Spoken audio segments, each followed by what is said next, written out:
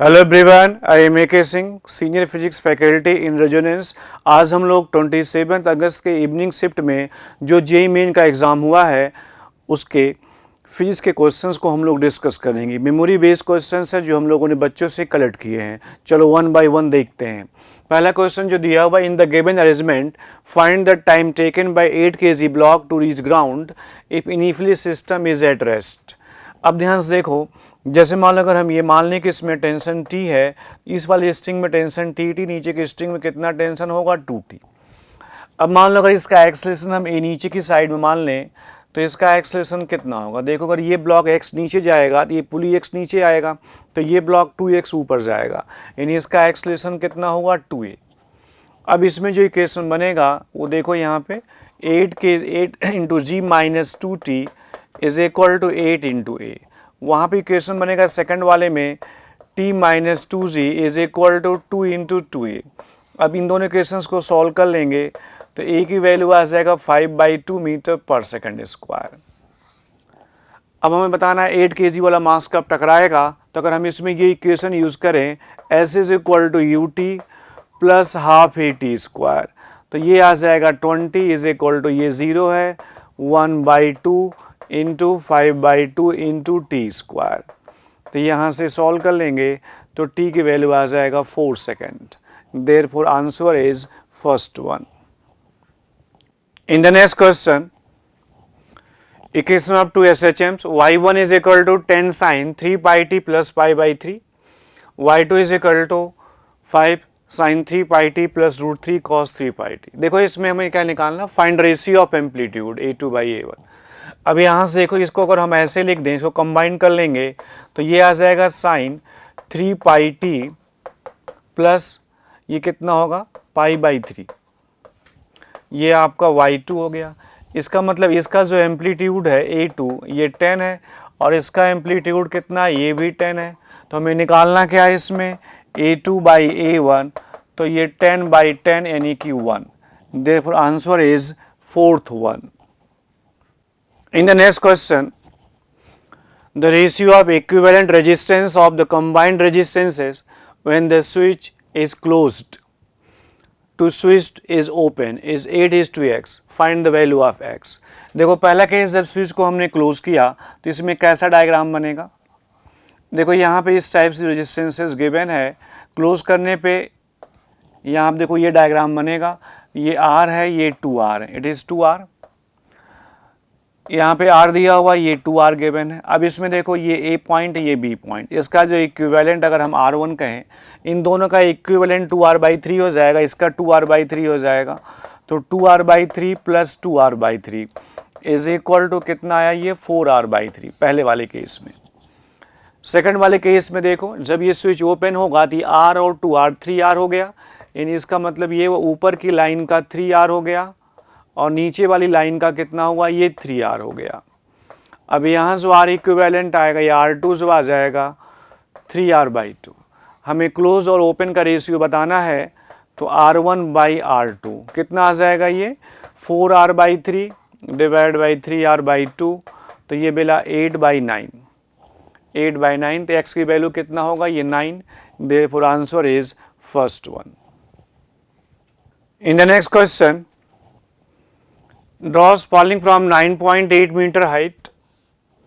When first drop touches the ground, third drop leap. Find height of second drop when first drop about to touches the ground. अब ध्यान से देखो, जैसे मान लो यहाँ पे 3 ड्रॉप हमने ऐसे बना दिया, ये ड्रॉप नंबर 1 है, ये 2 है और ये मान लो 3 है। अब इसमें देखो ये जो हाइट है h 9.8 मीटर,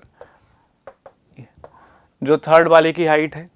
अब जो ये नीचे गिरा, चलो मान लो इसको हमने h' मान लिया, और ये जो इसकी हाइट जो हमें एक्चुअल में निकालना है, ये मान लो चलो h2 है। अब देखते हैं, कैलकुलेट करते हैं।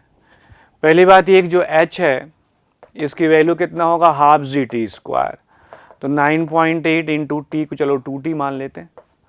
देखो इसका टाइम इंटरवल t है, यानी इसका जो इंटरवल है ये t है और इस वाले का भी इंटरवल t है, तो पूरा इंटरवल कितना हो गया 2t, तो 1/2 सेकंड वाले के लिए जो एच डैश की इक्वेशन लिखेंगे, ये 9.8 इंटू टी का स्क्वायर।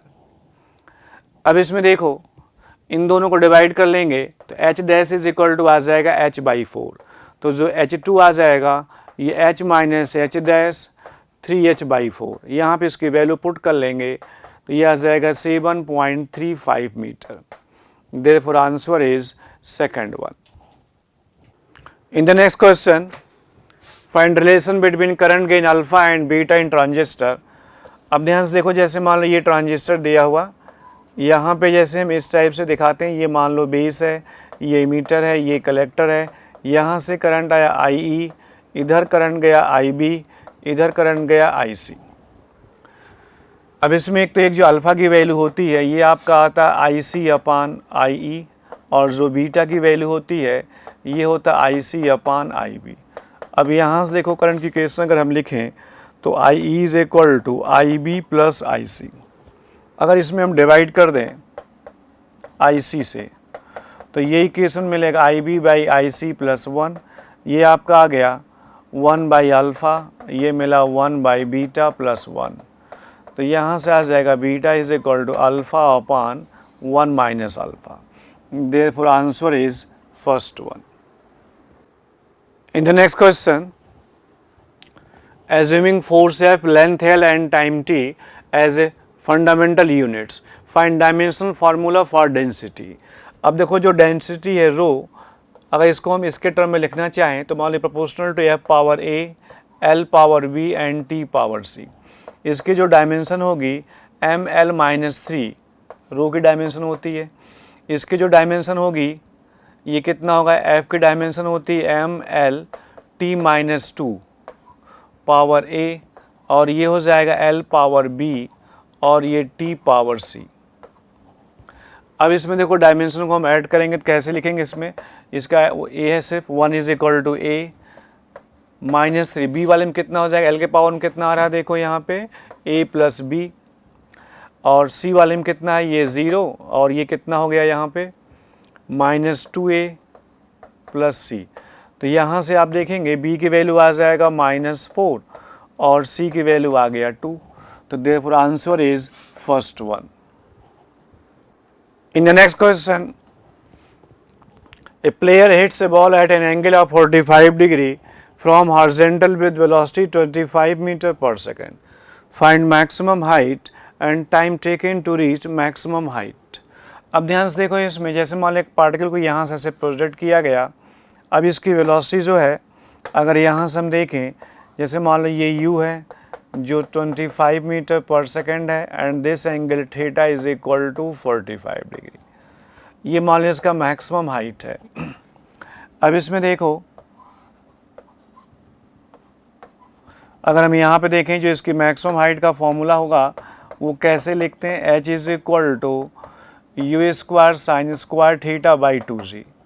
इसमें अगर हम यहाँ पे वैल्यू पुट कर देंगे जो गिवन क्वांटिटीज़ है तो ये 125/8 मीटर आ जाएगा। अब देखो इस वाले पॉइंट पे हाईएस्ट पॉइंट जो वर्टिकल वेलोसिटी होती है ये 0 होता है, तो अगर हम v y is equal to u y plus a y into t लिखें, हमने क्या किया वाई एक्सिस के long v is equal to u plus a t लगा दिया, तो इस पॉइंट पे इसके वेलोसिटी 0 होगा। यहाँ कितना होगा ये 25 साइन 45 माइनस ये हो गया 10 इंटू टी, तो यहाँ से आप सॉल्व करेंगे तो t इज इक्वल टू आ जाएगा 5/2√2 सेकेंड।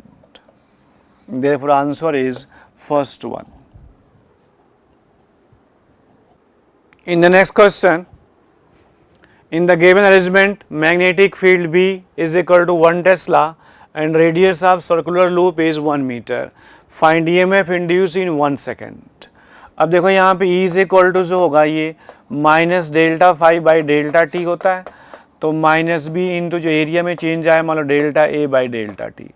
अब इसमें ध्यान से देखो 1 सेकंड में क्या होगा, अभी जैसे मैग्नेटिक फील्ड सिर्फ यहीं पे है, इतने ही पार्ट में, यहाँ मैग्नेटिक फील्ड नहीं है। जब 1 सेकंड में पूरा इंटर कर जाएगा तो पूरे रिंग में मैग्नेटिक फील्ड होगा, यानी पूरे रिंग से फ्लक्स मिलेगा, यानी एरिया कितना बढ़ गया जो हाफ पार्ट आ गया, फील्ड के अंदर का एरिया इतना बढ़ जाएगा, इसको लिखेंगे माइनस बी इंटू और ये आपका हो गया पाई r² बाई 2 का चेंज आया, अपॉन डेल्टा T1। अब यहाँ से वैल्यू पुट कर लेना, b की वैल्यू 1, r की वैल्यू 1, तो -π/2। तो यहाँ मैग्नीट्यूड जो आ जाएगा कितना होगा, ये π/2। Therefore answer is first one.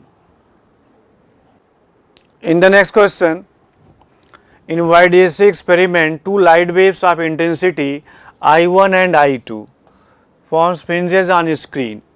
If minimum intensity of fringe is 0, what will be the maximum intensity? अब यहाँ से देखो, जो मिनिमम इंटेंसिटी का फॉर्मूला होता है ये है √I1 माइनस √I2 का स्क्वायर। अब ये वैल्यू 0 है। अगर ये वैल्यू 0 है इसका मतलब ये हुआ कि I1 is equal to I2। इसका मतलब ये हुआ कि I1 is equal to I2। अब इसमें जो I मैक्स होगा this is equal to √I1 plus √I2 का स्क्वायर। अब यहाँ से इसकी वैल्यू पुट कर लेना, this is equal to 4I1। Therefore answer is second one. In the next question, in a sample of hydrogen like atoms, highest quantum state is n is equal to 6. Find total number of spectral lines in emission spectrum. अब देखो जो ये number of spectral lines होती हैं इसका formula हम लोग जानते हैं, क्या होता है n इंटू n माइनस 1/2।